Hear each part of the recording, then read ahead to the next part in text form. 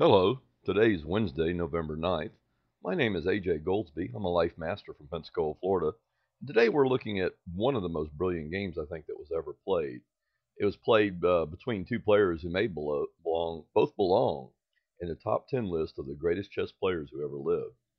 And it's historically in one of the most important chess tournaments ever played. This was A.V.R.O., or some people say A.V.R.O., 1938. It's quite simply for a long time, many historians considered this to be one of the strongest tournaments ever played in chess history. Many grandmasters, when I personally asked them, grandmasters in New York and California many years ago, when I asked them, what was your favorite game of chess, many had said that it was Botvinnik Capablanca from 1938. Botvinnik called it the game of my life. When I was in New York in the late 1960s, I was at the Manhattan Chess Club. The U.S. Championship had just concluded, and nearly all the top masters were there, with the exception of Bobby Fischer. I don't believe he played that particular year.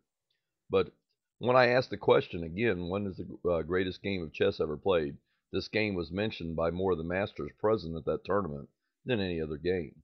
In the book, The Mammoth Book of the World's Greatest Chess Game, by authors John Nunn, John Ems, and Graham Burgess, they all gave this game a perfect score. They rated it one of the very top games in the whole book. In fact, only one other game in that book also got a perfect score, and that was a game between Kasparov and Karpov. So this is a very high praise indeed. Um, this was without doubt, just one of the most brilliant games of chess history. It's a pivotal game. Botvinnik considered to be the game of his life. In his book, The 100 Best, that's the 100 best chess games of the 20th century, ranked by Andrew Soltis. He gave this game in the top 25. And Robert Byrne also rated this game very highly. He gave a list one time of the top 10 games ever played, and this was in his top 5. And I can go on and on and on. Irving Chernev, he's my favorite author. He calls this game Botvinnik's immortal game. And we could go on and just talk about this game all day, but I want to go ahead and actually look at the game. The game began d4, knight f6, c4, e6, knight c3, bishop b4. Of course, this is the Nimzo Indian defense, and that's one of the most time-honored openings today. Today, probably more masters play both white and the black side of this than any other opening around. White just plays very simply e3. Black plays d5. Today that would not be considered the main line. The main line today would be something like castles, bishop d3, d5, knight f3, c5, castles, knight c6. This is pretty much close to being the main line today, and many games have been played out of this position, including one very famous game, the first game of the Fischer-Spassky World Championship match in Reykjavik, Iceland, 1972, by transposition. Going back to our game, though, black played d5 rather, on his fourth move. White played 5a3. And basically what this is known as asking the question of the bishop. Basically the idea is, making black make a decision. Are you going to keep the bishop there? Are you going to retreat it? Or are you going to exchange it off? So black goes ahead and takes. And now black plays c5. Kasparov annotated this game thoroughly for ChessBase. In his remarks, Kasparov said that black has prematurely determined the pawn structure in this game, and I would have to agree with that. Today we know that black probably should avoid opening up the game because it's really white is the one that wants to open the game because he does have the two bishops. So I would say probably that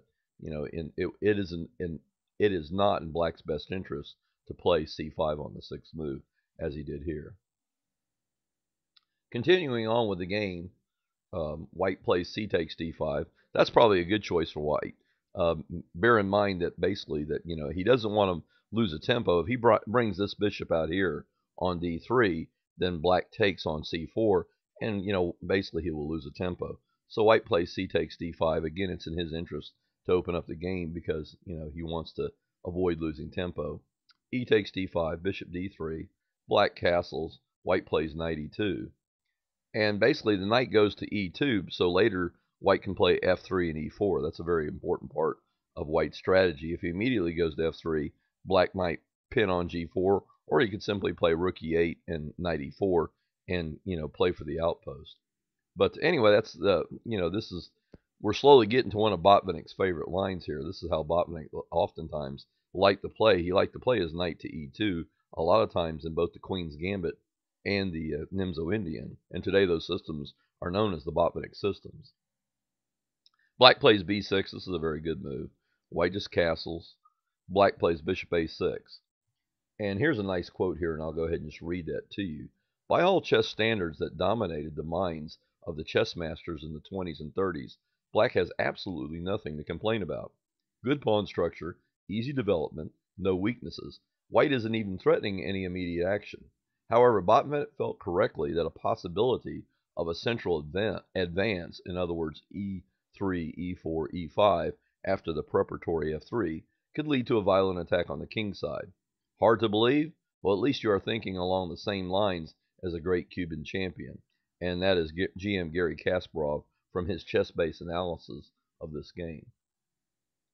Continuing on with the game, black played, bishop a6 on move 10. White exchanges the bishop, bishop takes, knight takes, and now white plays just bishop b2. That's just a nice development there. White plays queen d7. That move deserves an exclam according to Andrew Soltis in his book. He annotated this, the 100 best games of the 20th century ranked. He gave that move an exclam. And also all the other annotators gave that move an exclam there. It's just an understanding that for a long time other masters were placing the queen on e7. And here Capablanca, being the genius that he was, realized that it's more important there to control the light squares. And, this is where the queen correctly belongs. And probably a rook belongs on this nice square e8 to support a knight outpost on e4. Continuing onwards with the game, white plays 13a4. This is to keep the black queen out. Maybe the queen wanted to play queen b5, and when the queen arrives on b5, then it'll hit the bishop on b2. So here, white plays a4. Black plays rfe8. This is a sensible move. Rook rfe8. This is just putting a rook on an open half-open file. White plays queen d3, c4, queen c2, knight b8. Basically, the knight had to go back home. I mean, the knight on a6 wasn't really doing much. White plays rae1. And now this is a very important part of Botvinnik's conception. And here, Irving Chernev says in his book, White accepts the challenge. Both Irving Chernev and Fine give that move an exclam. Basically, the groundwork now is laid for the ensuing battle. White's going to sacrifice the queen rook pawn and allows black to advance on the queen side where he plans, and then white plans, of course, to break through in the center. And that's from Reuben Fine's book, The World's Great Chess Games. Continuing on with the game, black plays, after RAE1, black plays 16, knight c6, knight g3, knight a5, f3, knight b3. And now all of a sudden the computers, at least, it's been several years since I deeply analyzed this game, but right about this time, at least about 5 years ago, certainly 10 years ago, that was true, all the computers rate black as clearly better. And today, the computers are much better. They see things much more quickly. The engines have gotten so much stronger along with the software and the hardware. But here, there's an interesting quote here from Garry Kasparov. He says, both sides are quite persistent. The a4 pawn is lost, but the long-awaited central advance is also ready. And that's Garry Kasparov from his chess-based analysis of this game. White plays 19e4. Black goes ahead and grabs the a pawn. 19 queen takes a4. e5, knight d7, queen f2. g6, this is black felt compelled to stop knight f5 or knight h5, either one. White plays f4, black plays f5. Kasparov notes that this move allows the opening of the e-file and exchange of rooks. But of course, black could not allow white to play f4, f5 there. That just would give white too much pressure and too much of a good position there. Takes, knight takes, f5. Finally, white gets his long playing break-in. This is what his entire pawn sack has been about. And, what his maneuvering has been about. He's been slowly trying to improve his position and get this move in. And now white just threatens pawn takes pawn, followed by queen takes knight. And, it's just going to be an overwhelming position for white. Black basically tries to hack off some of the material, hoping by exchanging material that he can get rid of some of white's pressure. But anyway, rook takes e1, 25, rook takes e1, rook e8, rook e6. This is a very important move here. This move is the pivotal move, and I think it may have been the move, in my opinion, that the kind of move that Capablanca may have underestimated. But anyway, white plays rook e6, Botvinnik plays rook e6. Soltis gives that an exclam, as do several other annotators such as Nunn and Burgess. Black looks like he has to exchange there because white was threatening both rook takes f6 and several other moves as well. So he exchanges, f takes e6, king g7. That was necessary to protect the knight. Queen f4. And, basically this is a very nice maneuver. It says now white's threatening things like knight f5 and then queen g5 check, winning back the piece with advantage. Black goes queen e8. White goes queen e5. And queen e7. And now I'm just going to stop for a minute and allow you to look at the position. If you like, you could pause the video here and study the position for as long as you like and try to determine what the winning move is for white at this point. Botvinnik confessed later that he didn't see this all the way to mate, but in my mind that no way takes away from Botvinnik's conception. In fact, many masters have said that sometimes you have to just solve the puzzle in little pieces and just work your way a few moves ahead of the time, just a few moves at a time. And also, too, you have to remember that, they basically had a time limit in this game. I believe it was 2.5 hours for 40 or 45 moves. So, they're working against the clock and against each other. And anyway, but queen e7, just briefly, I wanted to touch on that. Queen e7 also might have been a slight error there. Probably black should have, instead of that, played h6 and prevented white's idea. That would have been a better defense. But he didn't do that. He played the move. After queen there, he went queen e7. And now we've had enough time to try to guess winning move. Now comes Botvinnik's brilliant conception. Just a wonderful move, one that just totally devastates black. There is no defense. Bishop a3, and that's just double exclam, maybe a triple exclam, but just a beautiful, beautiful move, an amazing move.